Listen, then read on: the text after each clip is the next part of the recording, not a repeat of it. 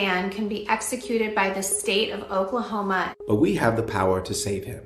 Remember the name Julius Jones. Julius Jones is the first death row inmate in the state of Oklahoma to ever receive a commutation hearing. The Republican Attorney General Mike Hunter in this state said that Oklahoma death row inmates are eligible for commutation hearings and recommendations to the governor. That was July 2020. So to hear the governor say on September 28th, 15 months later, that is the wrong process to be considering whether or not Julius Jones should be commuted from his death row sentence. Honestly, it's a gut punch. Join us, be part of the community that is standing for justice for Julius. God bless you. God keep you is our prayer. See you soon.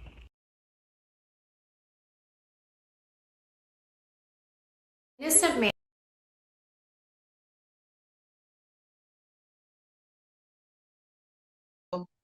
Hello and welcome back to the show, and thank you for joining us once again. We're a little bit late, but better than never, and we're bringing you a special edition of the Culture Update show today, and that is the case of Julius Jones. And as you just watched in that short video clip, there have been lots of different people that have come behind to advocate in support of Julius Jones, and I have two very special people joining me today that are also very strong advocates. One being first his sister, Antoinette Jones. She's joining me on the show today, as well as the Emmy Award winning, wonderful music recording artist, J.D. Williams. So I would like to welcome them both to the show. Thank you all so much for joining me. And we have a lot to get into today. We're discussing the case of Julius Jones. And for those of you who may not know or haven't heard, this is a well-known case that is happening out of the state of Oklahoma. This man has been convicted and is sitting on death row awaiting to find out whether or not he is going to be released or if he is going to be able to be possibly put up for life with the possibility of parole, or what's going to happen in this case. So I want to start with Antoinette. This is Julius Jones' sister. Antoinette, thank you for being here. I just want you to start off first by telling everyone about what's going on right now with your brother's case, how things are going. I know that there's a possible death watch that's supposed to be set in. Can you just give us a little bit of information about that and what's going on right now? So right now what's going on is the only option is clemency. So that's Julius's last chance to fight for his life. So with this clemency, which will be October the 26th, so Julius will get to talk in front of the courts for the first time ever. So right now we're mobilizing. We're asking people to continue to call into the Pardon and Parole Board's office, continue to call into Governor Stitt's office, continue to send emails, which you can send from justiceforjuliusjones.com/action. And you can actually email from that template that we have on the website. So a little bit of context, September the 13th, for the first time ever, Julius became the first inmate to actually get a recommendation from the Pardon and Parole Board on a commutation. No death row inmate has ever asked that in the state of Oklahoma. So the Pardon and Parole Board voted 3-1, which was in Julius's favor. So a week after that, the AG asked the AG got the approval for Julius's execution date, the execution date is November the 18th. So that's why the clemency is October the 26th.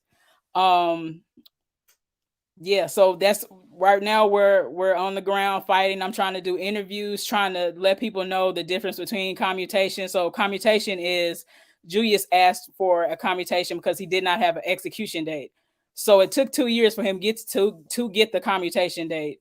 And so now he's having to have a clemency because the governor of the state of Oklahoma decided that a commutation was not an appropriate venue for death row cases. So we are back to square one, which is fighting for his life and his freedom.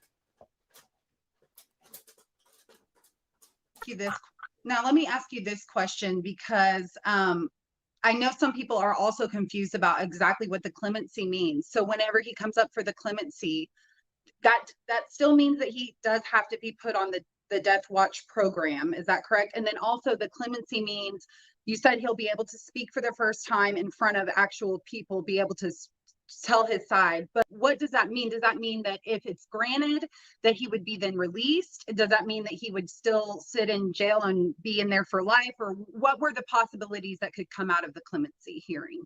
So on October 15th, Julius will go on death watch. That's why death watch means he'll go to a room that's close to the execution chambers. I think it's like 4 rooms if I'm not mistaken. And so from that time of the 15th till he gets to the 26th, he'll be in that watch room where he's just confined to that particular room, and there's guards around the clock by his door, and he's like limited to certain materials that he can have. Like I think he can have a pen and paper. So along with the death watch, man, like just saying that word, it just seems so. It just seems like it's dehumanizing, you know, the fact that he's gonna go there and so we've been having visuals every day from the 1st to the 15th. We're having visuals in 2 places. So in Tulsa, and we're having it in Oklahoma City on the east side at Oklahoma History Center at 6 o'clock. And so we'll do that for about 30 minutes. So we've been having those visuals because we know that he's going to go on death watch, and we know that does a lot to a person's mind, being on death watch, and the fact that they're that close to the execution chambers. And we're praying that his mind will be, you know, that God will continue to sustain him and cover him and keep him, you know, protected, and that he'll be ready to speak his truth. And let me stop and let you finish. Excuse me. That's okay. And I appreciate the answer. I know this is tough, and I know this is hard for you and the family, and it's difficult for us because, you know, this is an innocent man that did not receive a fair trial. He did not receive what he should have as far as this whole situation goes. Let me go to JB. JB, you have been active in advocating for Julius Jones. You've been working with the family and others to try to get the word out. What are your efforts looking like right now, and what are you hoping for? And just let me know how you even got involved in this and why. Right now, the efforts are like Antoinette said, we're doing the vigils every single day,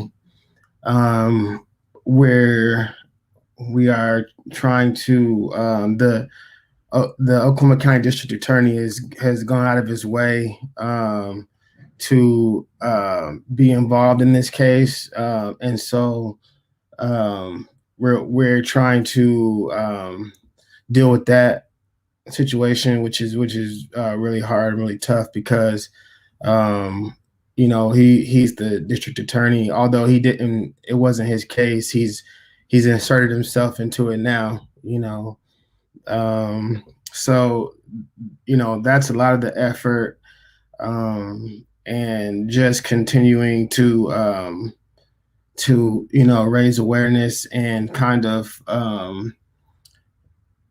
try and be a voice and show the state of Oklahoma and show the governor of Oklahoma that you know, A, Julius Jones is innocent, and B, you know, he's been in there a lifetime already, so it's time for him to come home. Absolutely. Absolutely. And, you know, I just want to let the viewers that are watching right now know, if you are trying to figure out how you can get information on how to help, how to reach out, please visit www.justiceforjuliusjones.com. And you can find all the information about the case, about Julius, and efforts and ways to help and reach out. I know that you mentioned the visuals, Antoinette, that you all have been having. I'm wondering, does this mean for you that once the October date arrives, there will be no longer any contact for him and the family? Is that how you understand it? Or will besides, I know you said he may be able to have paper and pen. Would he be able to then communicate with you all past that point or up until the clemency hearing, or will he not? So yeah, he will still be able to communicate with us. Like, so far we're still having visitation with him. But I don't know if I know for sure he'll have communication with the lawyers and his spiritual advisor.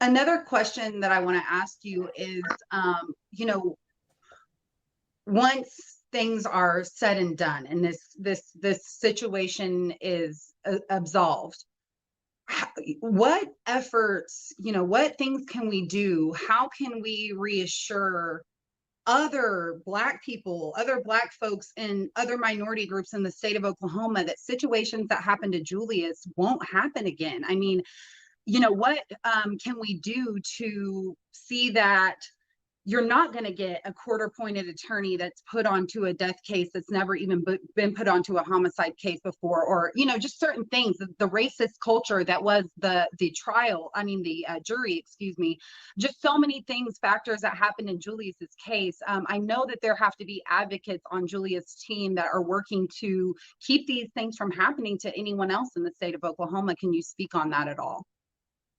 Oh, that's a lot to speak on. What I will say is that we need to have people in positions to help the community. So if you're going to run for mayor, like we have Jimmy Lawson, which is Julius's best friend, he's running for mayor. That's a good position to run for. Like we need people in the Senate seat. You know, we need people period in the legislation to mirror the community. So we also need people going to school to become criminal prosecutors, actual lawyers. We have a shortage, we have a shortage of capital experience lawyers. That's something that we've been having an issue with since the 90s here in Oklahoma. I don't know how far back, but that was a great issue with Julius's case because we had inexperienced counsel after Mr. Albert Berry passed. So things like that. Also, I encourage people to learn the law for themselves because it really takes you learning certain aspects of the law to fight and advocate for your loved ones, for your, you know, it's really, you must know the law of the state that you stay in. You must know the system that you have to fight against. You must know how, you must be prepared. You must prepare yourself. Like I was saying, your voice and your vote matters. I don't care what they're telling you. Your voice matters. Your vote matters. That's part of your voice. That is your franchise right as an American citizen in your state to vote on different important things, especially the presidency, especially the vice presidency, especially the governor of your state, the attorney. Well, you can't vote on the attorney general, but your district. You can, I think, but he was appointed though. You can. The attorney general was appointed because the previous attorney general stepped down, but the DA is we vote for our DA. David Prater is somebody who we voted into office. You know, Governor Stitt is somebody that was voted into office, so it definitely starts there. But I think moving forward, I think it starts with Julius Jones. We need to get him out and get him home because that's how we show that this can't happen again. Because once they know that we're not going to lay down and let them kill our people. We're not going to lay down and let them lynch our Black men because for whatever reason, especially when they're innocent. Whenever we start to do that and we start getting people out and getting people free, that's how it starts. That's how they realize, okay, these are people who aren't going to just continue to take what we've been given. So Facts, facts. I appreciate that answer. Okay, so we do have a couple of questions that are coming in. If you all that are watching, you have questions that you would like me to ask JB or Antoinette, please drop your comments in the comment section below. Someone is wondering so the commutation is not possible. With the clemency coming forward, they want to know if he's granted the clemency, what would that mean for Julius?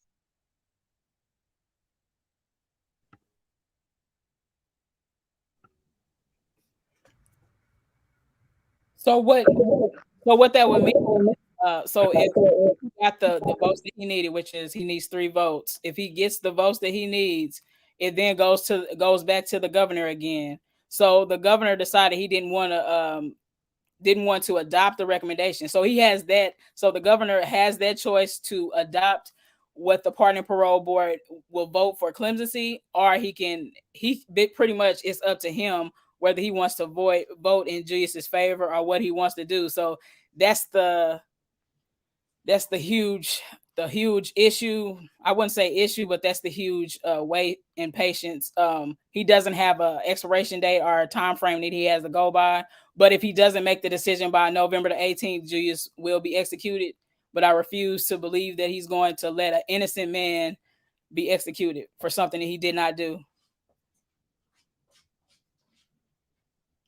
Also, I apologize. Also, we're asking people to contact the governor's office and the pardon and parole board office and ask them to vote in Jesus' favor, but not only vote in his favor, but vote for time served and a release, or for life with the possibility of parole.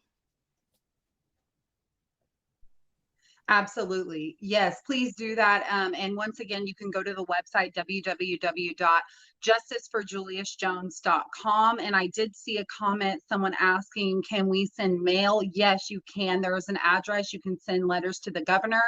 If you go to the Justice for Julius Jones website, there are pre-written letters that you can send attached with your name and your email and your information. And you can also reach out on social media. You can tweet at Governor Stitt. I've done so. Even though I'm no longer located in Oklahoma, it doesn't matter where you're from or where you're at.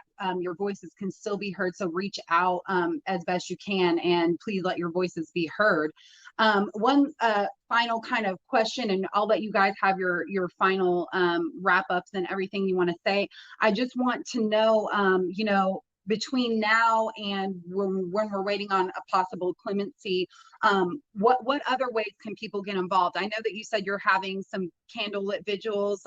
What other things are going on, JB, that you're involved in that help with the efforts of Justice for Julius Jones? Right now, we're working on of course, the vigils. We're working on some stuff for clemency for the weekend of the clemency leading up to it. We want to really bring as much attention to the state of Oklahoma as we can. So we're trying to get people here for that. One of the things we're wanting to do is we will probably do is, not a lot of people know that Julius Jones is an artist and he's a poet. So we want to be able to share his art and his poetry. So we're working on something so that people can come and kind of, in a way, get to know him a little bit better and know who we're fighting for. So that's one thing we're planning the week of his clemency hearing. But other than that, we just launched a campaign to investigate DA Prater, and it's not just the Julius Jones Coalition. It's the people of Oklahoma County who are fed up with all of the injustice and the things that he's been doing, not to just Julius, but to the Oklahoma County period. So those are things, I know that a lot of times everybody's not like somebody who wants to get out in March or be on the front lines. So I think it's important that you do what Antoinette said and, make those calls, send those emails. So I can answer the question about the president of the Supreme Court real quick. the president can't get involved because Julius his case is a state case. He would only be able to get involved if it was a federal case. And correct me if I'm wrong, Antoinette. We've petitioned the Supreme Court already, right? Yeah, we have. Yeah, we have. So that's it's hard to even get the Supreme Court. They only accept 1%, or they'll be in favor of 1% of cases that come every year. So that's been a hard fight. I think we've been before the Supreme Court about 2 or 4 times, if I'm not mistaken. But what I will say is that I want people to continue to follow the official pages on Instagram, Facebook, and Twitter. Also, I want people to know that my brother is innocent, and I know why he's innocent, because he was at home with me the night Mr. Paul Scott Howell was shot. My brother was at home waiting for my mother to come home so he could tell her about my older brother and I eating his birthday cookie, eating most of it. That's something that will never go out of my mind as a 13-year-old. And just the fact that I know he's going on death watch, that's so dehumanizing, but I know God is going to have the final say. And that's kind of what keeps me humbled, is knowing where my brother was.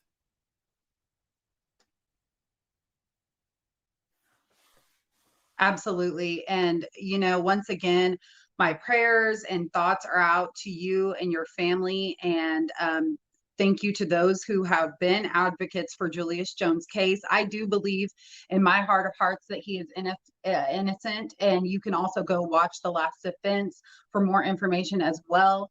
There are several people who understand how and why Julius Jones is innocent, and there is overwhelming evidence to prove that he is not the man that did this. So once again, find more information online. Join us at www.justiceforjuliusjones.com. I'll let you both, if you have anything else you want to add, anything else you want to say. And once again, our prayers are going out to Julius and his families, but I'll let you have the last word of whatever you want to tell people to help in this effort.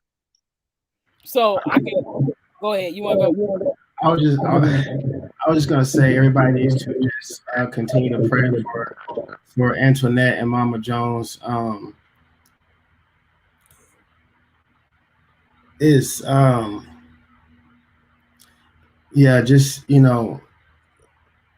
this is hard for all of us, and I can imagine how hard it is for Antoinette, and I just think that what she's doing, and her strength, her courage, and her willingness to fight and be bold should really be an example for all of us. And so she's definitely a part of the reason that I keep going. And so I just want my last words to be for anybody, just continue to pray for her, lift her up, and their family. So appreciate that, bro. So my last thoughts are, first, thank you so much, Miss Vanna J, for having us on this show. I do want to say that Julius wants people to know that not to worry about him, not to worry over him, but to think greatness of him, think greatness in him, over him and in him. He wants people to know that this fight is not over, that he's ready to speak. Yes, he's frustrated, pissed, but he's going to use that energy to do what God is about to do in him. And people are going to hear the truth from him. And I know people think that, we're in the darkness, but we still have that light. We still have that light of truth. That's the light of justice that's coming. And I refuse to believe that our governor is going to execute an innocent man. And I know that as a leader, it's hard to make decisions because there's politics in everything. But I'm prophesizing, I'm speaking that God's will be done, and it will be in Julius's favor. So I ask y'all to continue to post, retweet, talk about how this means to you, this fight for Julius's freedom means to you. Continue to talk about him. I've been talking about him for over 22 years about his case. Don't stop now. You know, those no's in the early days were getting me ready for being able to talk now. So I will ask that each of you continue to fight and talk about the injustice just in America as well, but talk about the injustice of Julius's case and how they have been trying to silence him for 22 years. But God.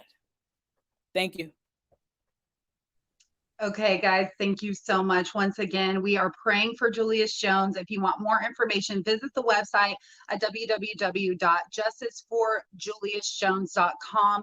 Do not let the governor of Oklahoma kill an innocent man. This man is innocent. Please visit the website for more information. I want to thank our special guests on the special edition of the show today. This has been the Culture Update. Thank you once again, JB Williams and Antoinette Jones. We greatly appreciate all that you do. And thank you for joining us. Leave us some comments below and don't forget to subscribe to the channel. We'll see you all next week for another Culture Update. Bye-bye.